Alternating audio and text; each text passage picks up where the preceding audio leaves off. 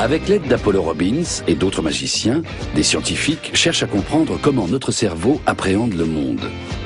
À Phoenix, aux États-Unis, ils enregistrent les plus infimes mouvements des yeux grâce à un oculomètre.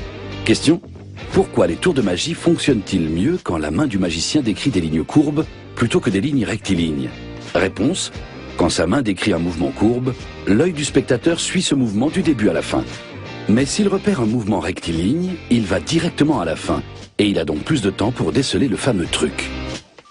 Susana Martinez-Condé et Stephen Mechnik ont décortiqué des dizaines de tours de magie. Dans nos têtes, les illusions sont la règle, et non l'exception, explique ce couple de chercheurs.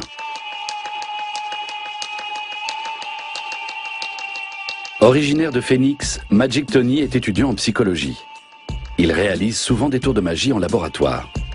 Chez les spectateurs retenus pour l'étude, le nombre de mouvements oculaires par seconde oscille entre 500 et 1000. Et pourtant, ils sont loin de voir consciemment tout ce que leur regard balaie.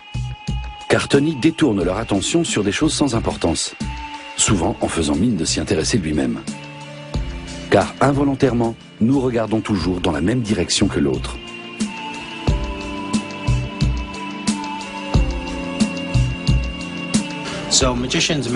Les magiciens utilisent souvent des petits explosifs pour détourner l'attention du public.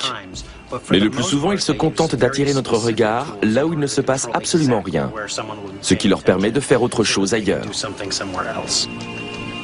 Tony déplace la pièce avec un aimant qu'il fait glisser sous la table.